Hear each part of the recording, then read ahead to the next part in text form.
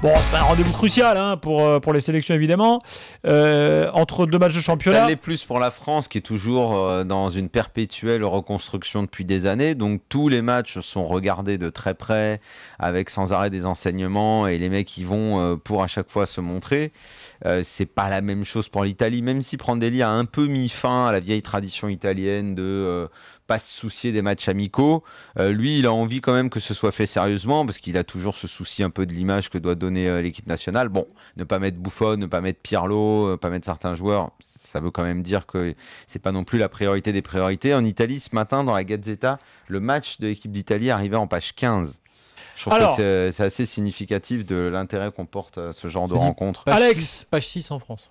Alex, sur la taille du journal, ça se voit à peu près alors. Alex, sur la compo de l'équipe de France, est-ce que toi, ça te va, vu le contexte du match qu'on a décrit là? Ouais, ça me va. Pour revenir sur le contexte, c'est le dernier match des Bleus là, cette année, je crois. Hein. Cette année civile, oui, tout à fait. Voilà, exactement. Après, je pense aussi que les joueurs, je ne sais pas s'ils sont vraiment autant à fond, puisque c'est vrai qu'on est en plein quand même dans les Coupes d'Europe en ce moment. Je ne sais pas si ce match, finalement, le dernier de l'année civile, comme ça, tombe pile poil bien en plein mois de novembre, mais bon. Non, mais Alex, en même temps, tu sais, moi, si je suis Deschamps, j'imagine ce qu'il peut dire, quoi. On reste sur une impression formidable laissée en Espagne, où au-delà de l'égalisation arrachée, il y a quand même eu une très bonne seconde période. Vous avez tous intérêt à vous montrer.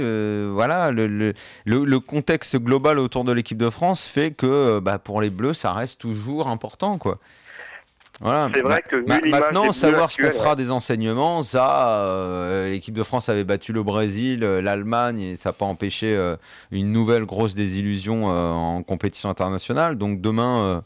Non mais t'as tellement de besoin de certitude, et je pense plutôt que c'est important pour les joueurs. Certitude d'avancer. Ouais, mais pour les joueurs, je veux dire, de prendre de la confiance. Donc l'Espagne a donné une confiance énorme sur un point, c'est on n'est pas ridicule. Parce que tu as un doute, certains joueurs devaient se dire, tu commences à entrer sur le terrain en te demandant si t'es pas bidon, si t'es pas un peu machin. Donc t'es pas ridicule. Si tu appliques les consignes, si tu es sérieux, si tu bosses, si tu défends, même bon.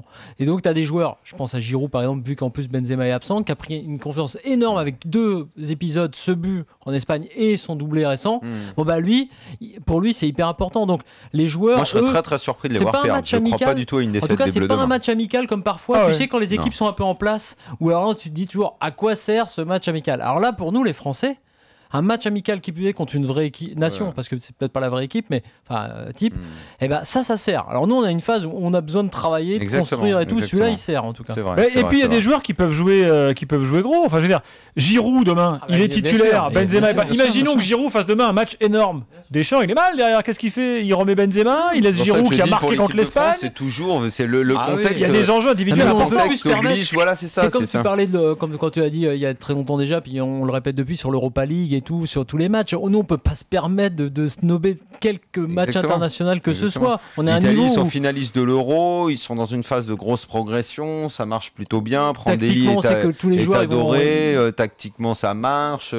Voilà, il y aura pas de focus principal. T'as plein de joueurs, regarde, t'as plein de cas individuellement parlant, puis après évidemment c'est une mosaïque, mais Lloris, avec ce qui lui arrive, on va scruter le match de Lloris, on va scruter Sacco doit s'imposer en défense centrale, il sort d'une grosse bourde le week-end dernier, qui a pas fait un bon début de saison globalement, et qui est en train de perdre sa place de titulaire en club. Debuchy, il doit assurer sa place de latéral droit. Giroud, on en a parlé, ça en fait des questions. C'est mieux pour Deschamps d'ailleurs de travailler dans ces conditions-là, avec tout le monde un peu sur le grill. Ce qui est bien, c'est à la fois de travailler comme ça sur la grille, quoi. Et aussi les adversaires, parce que qu'est-ce que ça fait du bien d'avoir France-Allemagne en février dernier, enfin Allemagne-France. Des gros matchs, tu veux dire?